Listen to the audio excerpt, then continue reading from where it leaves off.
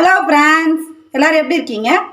இன்றைக்கி நம்ம சேனலில் மொறுன்னு ஈவினிங் ஸ்நாக்ஸாக முட்டைக்கோஸ் பக்கோடா பண்ணியிருக்கேன். இதை எப்படி செஞ்சேன்னு வாங்க பார்க்கலாம். தேவையான பொருள் என்னன்னு பார்த்துருவோமா? ஒரு 100 கிராம் முட்டைக்கோஸை நைஸாக கட் பண்ணி எடுத்திருக்கேன். ஒரு பெரிய வெங்காயம் கட் பண்ணி எடுத்திருக்கேன், அதை போட்டுக்கலாம். ஒரு பச்சை மிளகாய் கட் பண்ணி எடுத்திருக்கேன், அதை சேர்த்துக்கலாம்.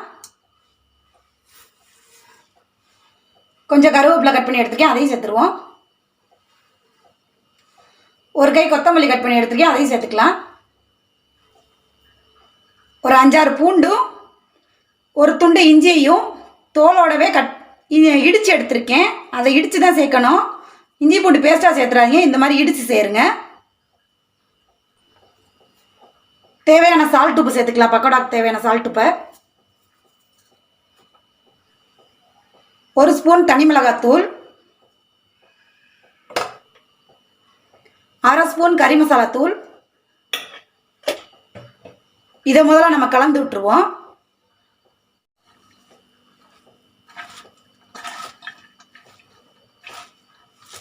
இதை நல்லா கலந்து எடுத்துருங்க. இந்த இதெல்லாம் கலந்ததுக்கு அப்புறம் 1 கப் கடலை மாவு,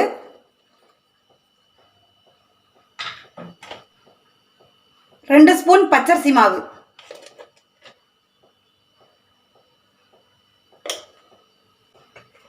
இதை ரெண்டையும் முதல்ல கலந்துருவோம்.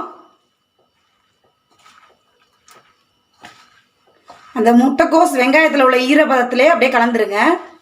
கொஞ்சம் கூட தண்ணி சேர்க்காம இந்த மாதிரி கலந்து எடுத்துருங்க ஃபஸ்ட்டு. அப்போ தான் நமக்கு பக்கோடா கிள்ளி போடும்போது கரெக்டாக இருக்கும். இந்த பக்குவத்துக்கு இருக்கணும்.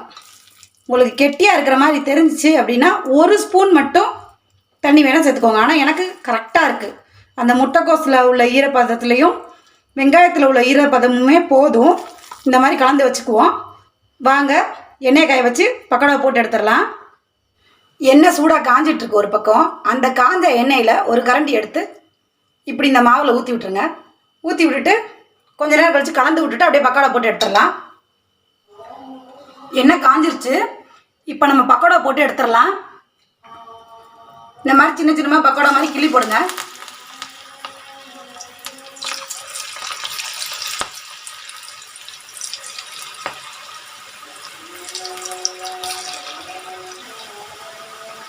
இந்த மாதிரி சின்ன சின்னதாக கிள்ளி போட்டுட்டு நல்லா கோல்டன் கலராக பொரிய விட்டுட்டு எடுக்க.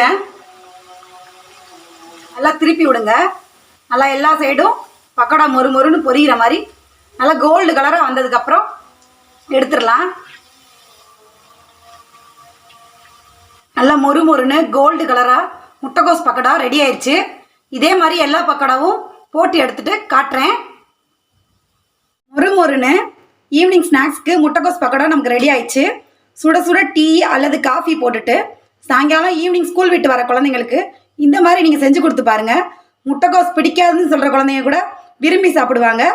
இதே மாதிரி உங்கள் வீட்லேயும் செஞ்சு பார்த்துட்டு எப்படி இருக்குன்னு எனக்கு கமெண்ட் பண்ணுங்கள். நானும் தெரிஞ்சுக்கிறேன். என்னோடய சேனல் பிடிச்சிருந்துச்சின்னா சப்ஸ்கிரைப் பண்ணுங்கள் ஃப்ரெண்ட்ஸ். நான் போடுற வீடியோஸ் உங்களுக்கு பிடிச்சிருந்துச்சின்னா ஷேர் பண்ணுங்கள், லைக் பண்ணுங்கள், கமெண்ட் பண்ணுங்கள். என்னோட சேனலை சப்ஸ்கிரைப் பண்ணிவிட்டு பக்கத்தில் இருக்க பெல் பட்டனில் ஆளுங்கிற ஆப்ஷனை தட்டி விட்டுருங்க ஃப்ரெண்ட்ஸ். பாய். இன்னொரு நல்ல வீடியோட உங்களை பார்க்குறேன்.